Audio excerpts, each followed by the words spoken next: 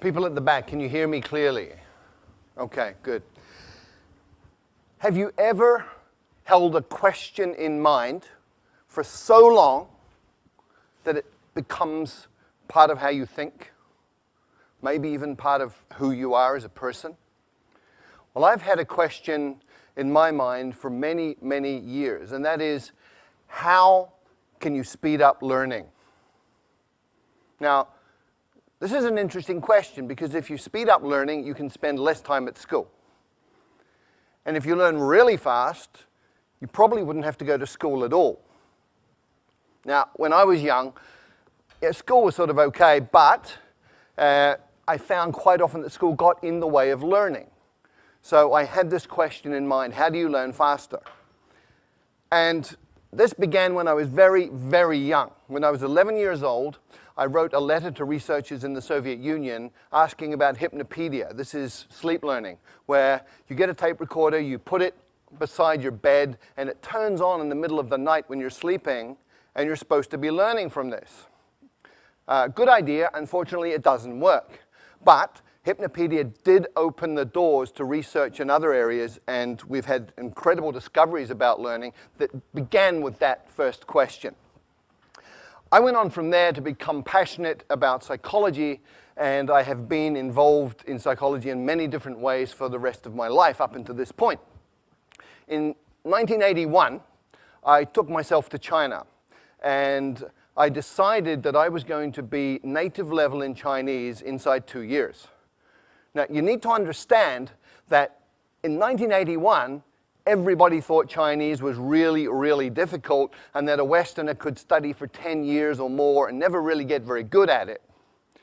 And I also went in with a different idea, which was taking all of the conclusions from psychological research up to that point and applying them to the learning process. What was really cool was that in 6 months I was fluent in Mandarin Chinese, and it took a little bit longer to get up to native. But I looked around and I saw all of these people from different countries struggling terribly with Chinese. I saw Chinese people struggling terribly to learn English and other languages.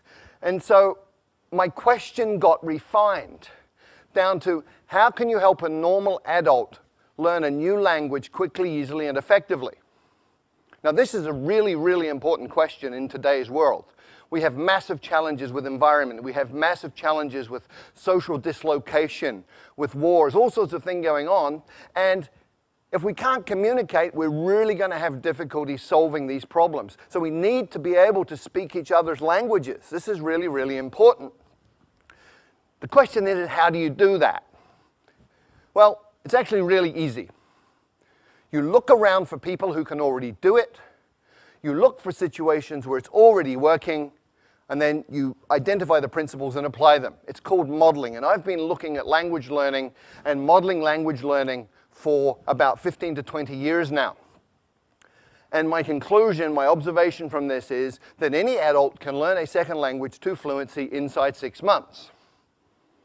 Now, when I say this, most people think I'm crazy. This is not possible. So let me remind everybody of the history of human progress. It's all about expanding our limits. In 1950, everybody believed that running 1 mile in 4 minutes was impossible. And then Roger Bannister did it in 1956, and from there it's got shorter and shorter. 100 years ago, everybody believed that heavy stuff doesn't fly, except it does, and we all know this. How does heavy stuff fly? We reorganize the material using principles that we have learned from observing nature, birds in this case. And today, we've gone even further. So you can fly a car. You can buy one of these for a couple of $100,000 US. We now have cars in the world that fly. And there's a different way to fly, which we learned from squirrels. So all you need to do is copy what a flying squirrel does, build a suit called a wingsuit, and off you go. You can fly like a squirrel. Now, most people, a lot of people, I wouldn't say everybody, but a lot of people think they can't draw.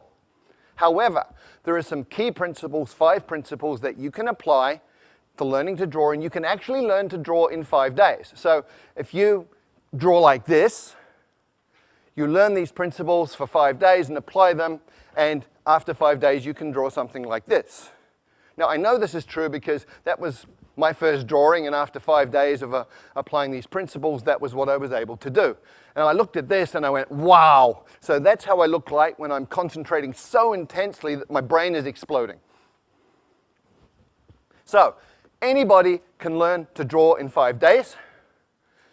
And in the same way, with the same logic, anybody can learn a second language in 6 months. How? There are 5 principles and 7 actions. There may be a few more, but these are absolutely core. And before I get into those, I just want to talk about 2 myths. I want to dispel 2 myths.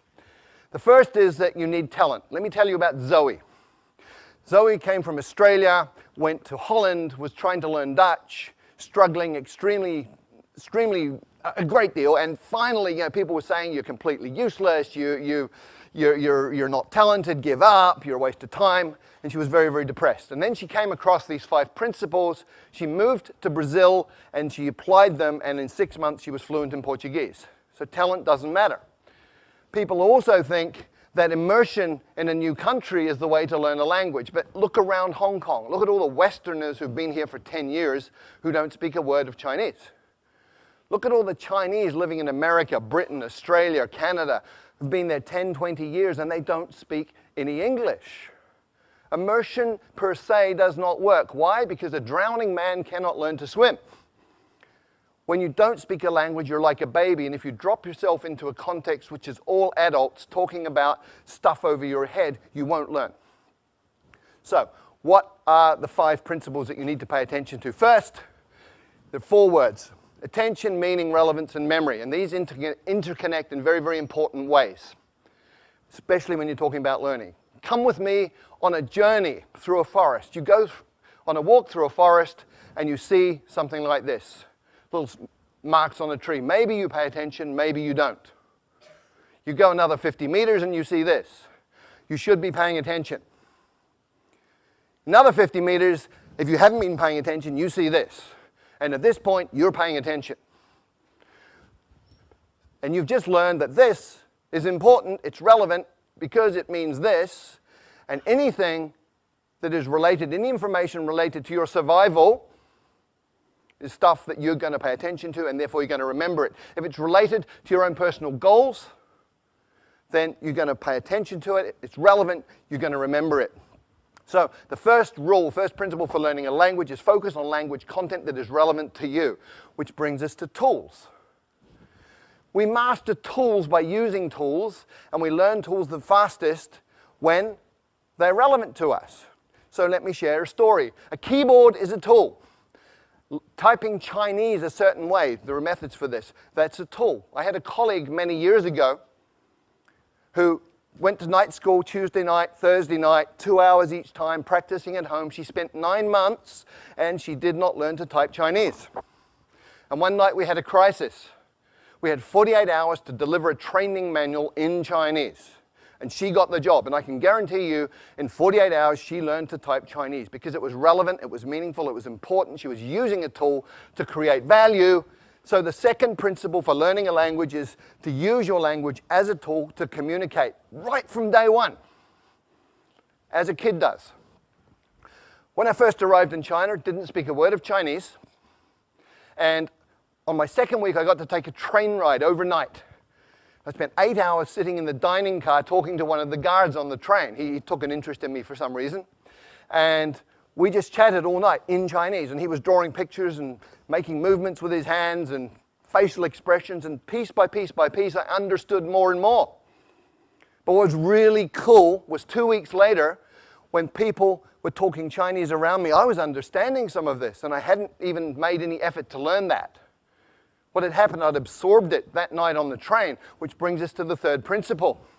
When you first understand the message, then you will acquire the language unconsciously. And this is really, really well documented now. It's something called Comprehensible Input. There's 20 or 30 years of research on this. Stephen Krashen, a leader in the field, has published all sorts of these different studies. And this is just from one of them. The purple bars show the scores on different tests for language. The green and the purple people were people who had learned by grammar and formal study. The green ones are the ones who learned by comprehensible input. So comprehension works. Comprehension is key. And language learning is not about accumulating lots of knowledge. In many, many ways, it's about physiological training. A woman I know from Taiwan did great in English at school. She got A grades all the way through, went through college, A grades, went to the US and found she couldn't understand what people were saying. And people started asking her, "Are you deaf?" And she was English deaf. Because we have filters in our brain that filter in the sounds that we are familiar with, and they filter out the sounds of languages that we're not. And if you can't hear it, you won't understand it. If you can't understand it, you're not going to learn it. So you actually have to be able to hear these sounds. And there are ways to do that, but it's physiological training. Speaking takes muscle. You've got 43 muscles in your face. You have to coordinate those in a way that you make sounds that other people will understand. If you've ever done a new sport for a couple of days and you know how your body feels, hurts, if your face is hurting, you're doing it right. And the final principle is state, psychophysiological state. If you're sad, angry, worried, upset, you're not going to learn, period. If you're happy, relaxed, in an alpha brain state, curious, you're going to learn really quickly. And very specifically, you need to be tolerant of ambiguity. If you're one of those people who needs to understand 100% every word you're hearing, you will go nuts because you'll be incredibly upset all the time because you're not perfect. If you're comfortable with getting some, not getting some, just paying attention to what you do understand, you're going to be fine, you'll be relaxed, and you'll be learning quickly. So based on those 5 principles, what are the 7 actions that you take? Number 1, listen a lot. I call it brain soaking. You put yourself in a context where you're hearing tons and tons and tons of the language, and it doesn't matter if you understand it or not. You're listening to the rhythms, you're listening to patterns that repeat, you're listening to things that stand out. So just soak your brain in this. The second action is you get the meaning first, even before you get the words. And you go, well, how do I do that? I don't know the words. Well, you understand what these different postures mean. Human communication is body language in many, many ways. So much body language. From body language, you can understand a lot of communication. Therefore, you're understanding, you're acquiring through comprehensible input. And you can also use patterns that you already know. If you're a Chinese speaker of Mandarin and Cantonese and you go to Vietnam, you will understand 60% of what they say to you in daily conversation because Vietnamese is about 30% Mandarin, 30% Cantonese. The third action, start mixing. You probably have never thought of this, but if you've got 10 verbs, 10 nouns, and 10 adjectives, you can say 1,000 different things. Right? Language is a creative process. What do babies do? Okay, me, but, now. Okay, that's how they communicate. So start mixing, get creative, have fun with it. It doesn't have to be perfect, just has to work. And when you're doing this, you focus on the core. What does that mean? Well, with every language, there's high-frequency content. In English, 1,000 words covers 85% of anything you're ever going to say in daily communication. 3,000 words gives you 98% of anything you're going to say in daily conversation. You've got 3,000 words, you're speaking the language. The rest is icing on the cake. And when you're just beginning with a new language, start with your toolbox. Week number 1. In your new language, you say things like, how do you say that? I don't understand. Repeat that, please. What does that mean? All in your target language. You're using it as a tool, making it useful to you. It's relevant to learn other things about the language. By week 2, you should be saying things like me, this, you, that, give, hot, simple pronouns, simple nouns, simple verbs, simple adjectives, communicating like a baby. And by the 3rd or 4th week, you're getting into what I call glue words. Although, but, therefore, these are logical transformers that tie bits of a language together, allowing you to make more complex meaning. At that point, you're talking. And when you're doing that, you should get yourself a language parent. If you look at how children and parents interact, you understand what this means. When a child is speaking, it'll be using simple words, simple combinations, sometimes quite strange, sometimes very strange pronunciation. Other people from outside the family don't understand it. But the parents do. And so the kid has a safe environment, gets confidence. The parents talk to the children with body language and with simple language they know the child understands. So you have a comprehensible input environment that's safe. We know it works, otherwise none of you would speak your mother tongue. So you get yourself a language parent who's somebody interested in you as a person who will communicate with you essentially as an equal, but pay attention to help you understand the message. There are 4 rules of a language parent. Spouses, by the way, are not very good at this, okay? But the 4 rules are, first of all, they will work hard to understand what you mean, even when you're way off beat. Secondly, they will never correct your mistakes. Thirdly, they will feed back their understanding of what you're saying so that you can respond appropriately and get that feedback. And then they will use words that you know. The 6th thing you have to do is copy the face. You've got to get the muscles working right so you can sound in a way that people will understand you.